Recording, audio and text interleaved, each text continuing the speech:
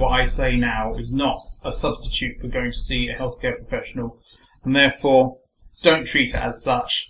But you may find these things helpful. Now, I'm not myself asthmatic, but Sharada is, and also the interest dealer has tendencies towards that as well. So it is of personal significance to me.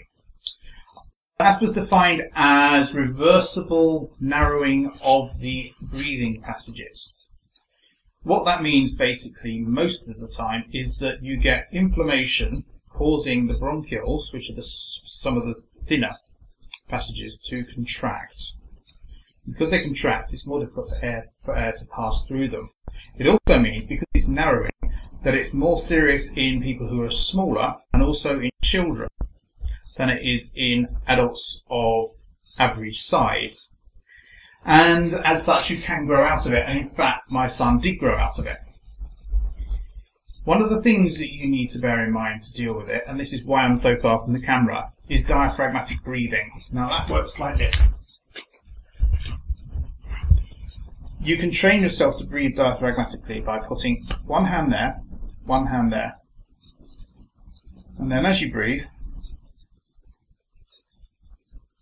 that hand will go in and out faster than that hand. Another thing you can do, and I suspect that if you have asthma you do this instinctively, is to breathe out against a fairly closed mouth. The reason for that being is you get some back pressure that increases the width of the passages. There's probably a Sanskrit name for that, I don't know what it is. Another thing that happens in asthma, by the way, is you get metaplasia, like you do with staghorn calculi, which I mentioned earlier, which is that the nature of the ciliated epithelium in the lungs changes to a more mucus-producing epithelium, so you tend to get a lot of mucus. And another thing, of course, that you can do is to thin the mucus, and you can do this in a couple of ways. One of them is that you can obviously give up carbohydrates and dairy products, which everybody should do anyway. I mean, when I say carbohydrates, I'm talking about refined carbohydrates, not the other stuff.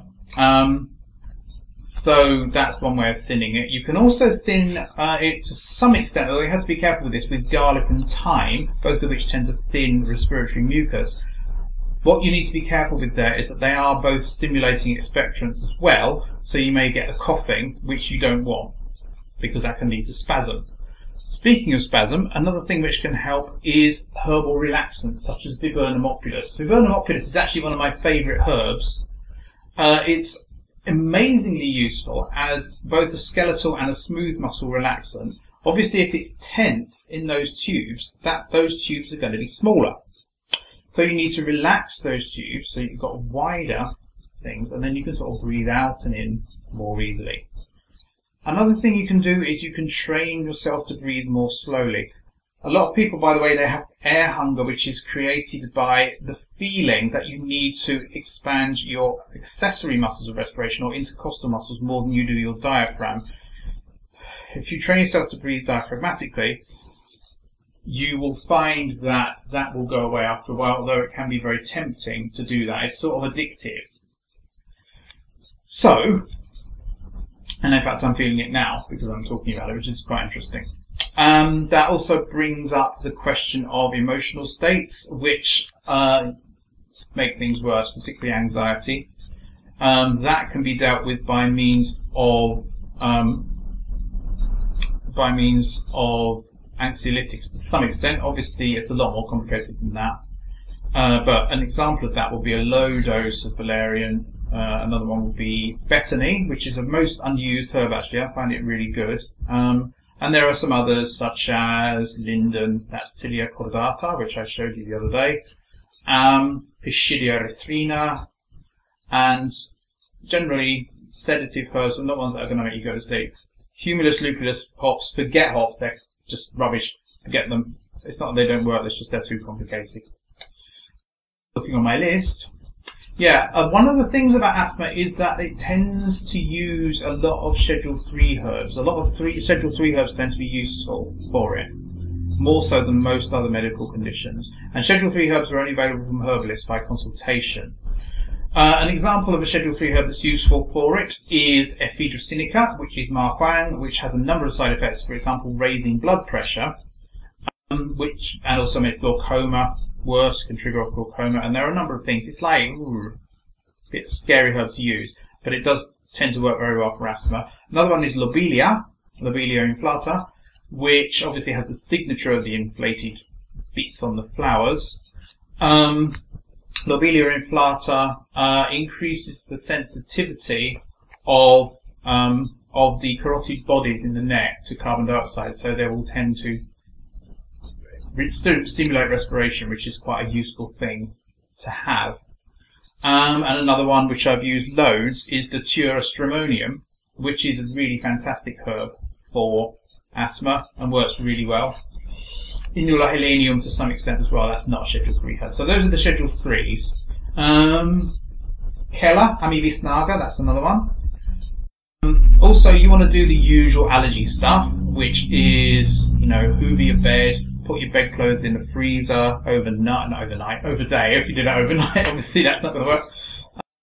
And make sure everything's kept very clean. And also reducing the general tendency towards hypersensitivity states or allergies by means of elder, for example, eyebright, nettles, and to some extent calendula, although a lot of people are allergic to everything in the daisy family, so maybe not. So that's another thing you can do. Another one is the relaxing expectorants, and quite a good choice is licorice, which again raises blood pressure, so you need to be careful with it.